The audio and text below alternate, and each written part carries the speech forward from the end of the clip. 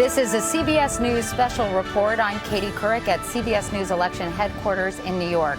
And we have breaking news, momentous news, really.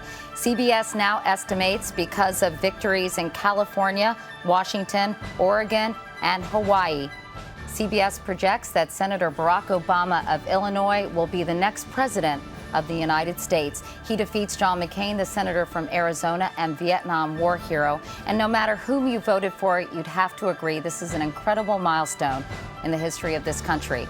A century and a half after the Constitution abolished slavery and guaranteed blacks the right to vote, 4 decades after the passage of the Civil Rights Act, voters have chosen our first African-American president. Bob Schieffer and Jeff Greenfield, as we watch these dramatic pictures, and with all due respect, I think we probably want to stay on those pictures instead of shots of any of us. I mean, it is so incredible to see these crowds, the culmination of a 2-year campaign and a lot of hopes and dreams of so many Americans. Katie, this is more than an election night in America. This is a momentous night in the history of our country. This is the fastest rise to the presidency in more than 100 years. And the fact that the man propelling that rise was 4 years ago a state senator, in his own words, a skinny black kid with a funny name who came from a big city, a place Americans don't pick their presidents from, to ride the mantle of change in one of the more brilliant campaigns anyone has ever seen into the White House is one for the history books. In fact, Bob Schieffer, you have covered so many campaigns in your career. Did you ever imagine that you would see an African-American elected to the highest office in the land? You know, I'm not sure that I ever did. I went to segregated schools in the segregated South. When I graduated from high school, no black student had ever attended any school that I attended. Now, that was in my lifetime. Look where we have come in just less than my lifetime. It's a remarkable evening. And look at this crowd at Grant Park in Chicago. Cynthia Bowers is somewhere in that sea of very young people, it seems. Cynthia, how's it going there? It is very, very loud here, Katie. The crowd just erupted. You can still hear them yelling when Barack Obama was announced as the president. They're very excited. They've been working for this for 2 years. And you in New York have been talking about the youth vote. This place is full of young people. Some of them too young to vote, but this crowd is just going crazy. They started out nervously, then they grow confident, and then there was a sense of inevitability, and then sheer exultation here in Grant Park, Katie. All right, Cynthia Bowers, thank you so much. Be careful out there, Cynthia. Meanwhile, let's go to Russ Mitchell. He is at Ebenezer Baptist Church in Atlanta, Georgia, a very historical black church, and I can only imagine the scene there. Tell us about it, Russ. Katie, of course, this is one of the long-considered houses of the American Civil Rights Movement. When the announcement was made, about 30 seconds, a minute ago, that Barack Obama had been elected president, the place went wild. All night there have been speeches, sermons, and songs. Martin Luther King III, the son of the late civil rights leader, got up and said that somewhere right now, his father and his mother are smiling and can't believe what they're seeing. It's been quite a night here. You don't need me to tell you. Listen to it.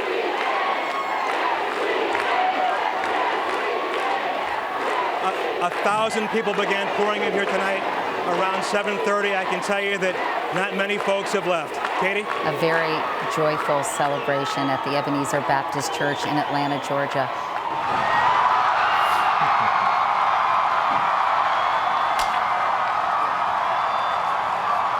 And there he is, President-elect Barack Obama, his wife Michelle, and daughters Sasha and Malia. Let's take it in.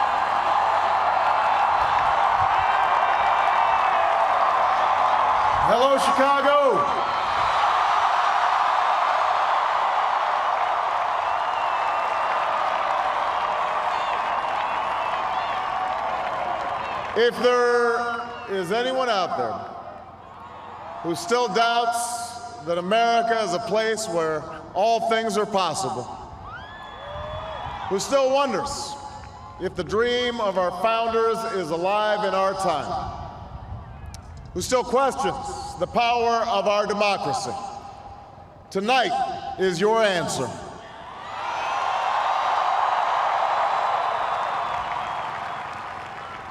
It's the answer told by lines that stretched around schools and churches in numbers this nation has never seen, by people who waited 3 hours and 4 hours, many for the first time in their lives, because they believed that this time must be different, that their voices could be that difference.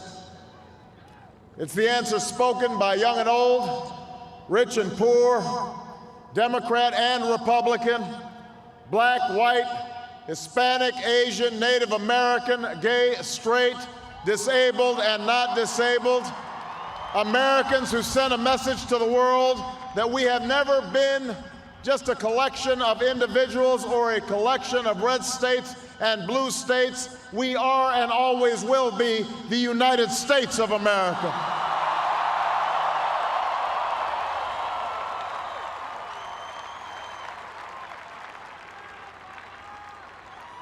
It's the answer that led those who've been told for so long by so many to be cynical and fearful and doubtful about what we can achieve, to put their hands on the arc of history and bend it once more toward the hope of a better day.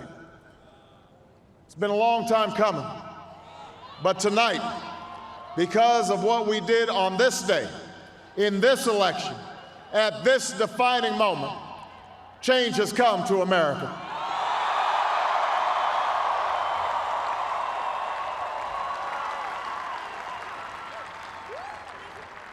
A little bit earlier this evening, I received an extraordinarily gracious call from Senator McCain. Senator McCain fought long and hard in this campaign, and he's fought even longer and harder for the country that he loves. He has endured sacrifices for America that most of us cannot begin to imagine.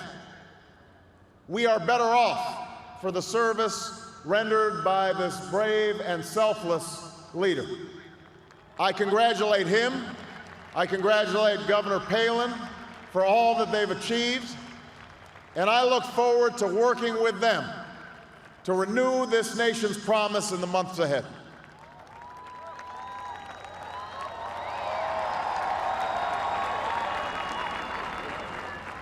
I want to thank my partner in this journey, a man who campaigned from his heart and spoke for the men and women he grew up with on the streets of Scranton and rode with on the train home to Delaware, the Vice President-elect of the United States, Joe Biden.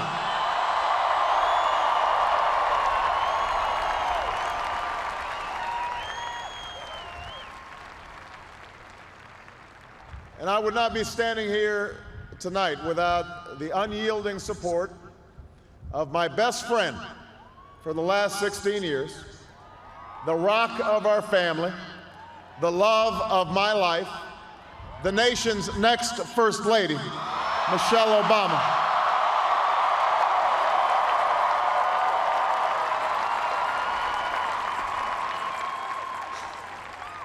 Sasha and Malia, I love you both more than you can imagine, and you have earned the new puppy that's coming with us to the White House.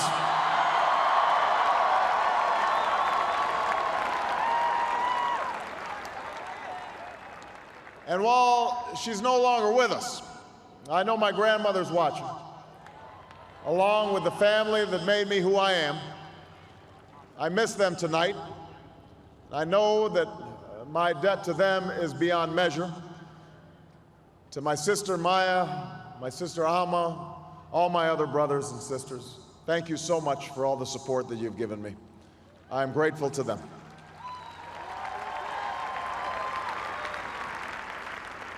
to my campaign manager, David Plouffe,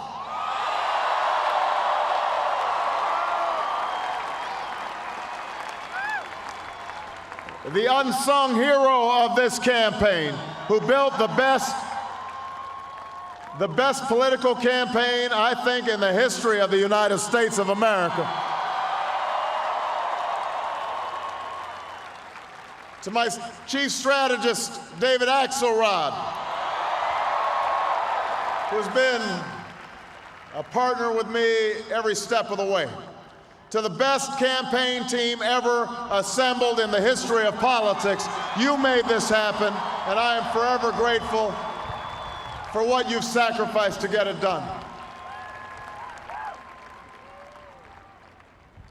But above all, I will never forget who this victory truly belongs to.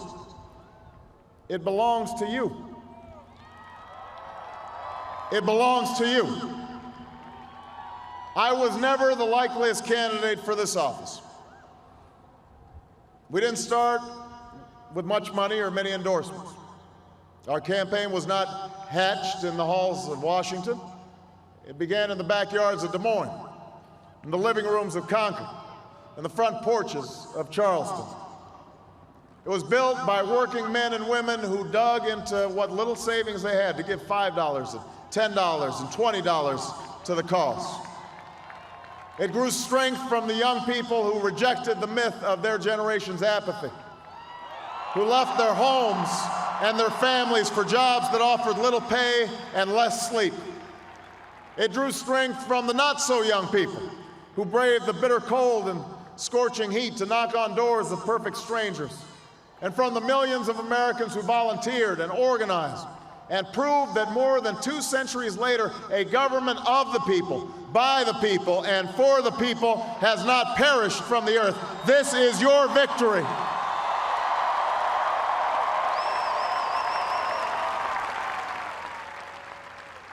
Now, I know you didn't do this just to win an election. And I know you didn't do it for me. You did it because you understand the enormity of the task that lies ahead. For even as we celebrate tonight, we know the challenges that tomorrow will bring are the greatest of our lifetime. 2 wars, a planet in peril, the worst financial crisis in a century. Even as we stand here tonight, we know there are brave Americans waking up in the deserts of Iraq and the mountains of Afghanistan to risk their lives for us.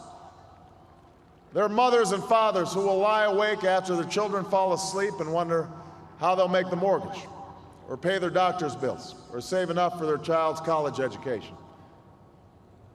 There's new energy to harness, new jobs to be created, new schools to build, and threats to meet, alliances to repair. The road ahead will be long. Our climb will be steep. We may not get there in 1 year or even in 1 term. But America, I have never been more hopeful than I am tonight that we will get there. I promise you, we as a people will get there.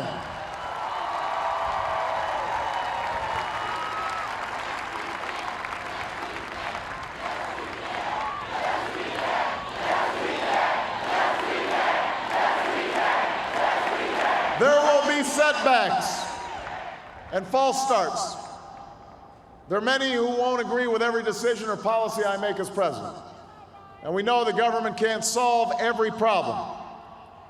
But I will always be honest with you about the challenges we face. I will listen to you, especially when we disagree. And above all, I will ask you to join in the work of remaking this nation the only way it's been done in America for 221 years, block by block, brick by brick, calloused hand by calloused hand. What began 21 months ago in the depths of winter cannot end on this autumn night. This victory alone is not the change we seek. It is only the chance for us to make that change. And that cannot happen if we go back to the way things were. It can't happen without you, without a new spirit of service, a new spirit of sacrifice. So let us summon a new spirit of patriotism, of responsibility, where each of us resolves to pitch in and work harder and look after not only ourselves but each other. Let us remember that if this financial crisis taught us anything, it's that we cannot have a thriving Wall Street while Main Street suffers. In this country, we rise or fall as one nation, as one people. Let's resist the temptation to fall back on the same partisanship and pettiness and immaturity that has poisoned our politics for so long. Let's remember that it was a man from this state who first carried the banner of the Republican Party to the White House, a party founded on the values of self-reliance and individual liberty and national unity. Those are values that we all share. And while the Democratic Party has won a great victory tonight, we do so with a measure of humility and determination to heal the divides that have held back our progress.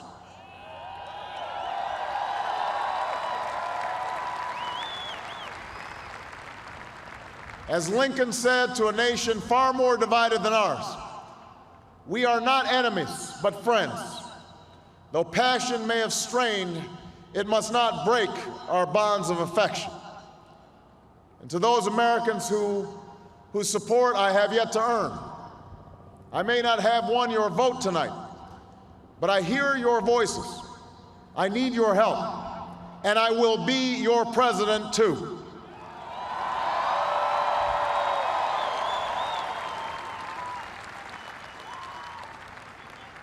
And all those watching tonight from beyond our shores, from parliaments and palaces, to those who are huddled around radios in the forgotten corners of the world, our stories are singular, but our destiny is shared. And a new dawn of American leadership is at hand.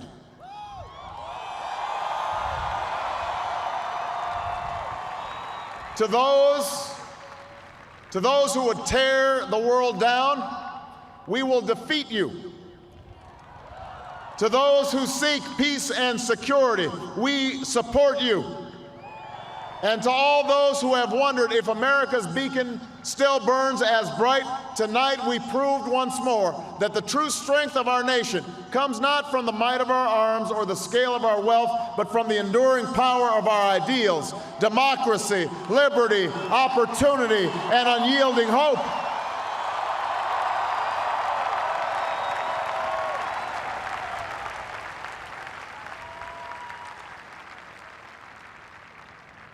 That's the true genius of America, that America can change. Our union can be perfected. And what we've already achieved gives us hope for what we can and must achieve tomorrow. This election had many firsts and many stories that will be told for generations, but one that's on my mind tonight is about a woman who cast her ballot in Atlanta. She is a lot like the millions of others who stood in line to make their voice heard in this election, except for one thing. Ann Nixon Cooper is 106 years old. She was born just a generation past slavery, a time when there were no cars on the road or planes in the sky, when someone like her couldn't vote for two reasons: because she was a woman and because of the color of her skin. And tonight, I think about all that she's seen throughout her century in America: the heartache and the hope, the struggle and the progress, the times we were told that we can't, and the people who pressed on with that American creed: yes, we can.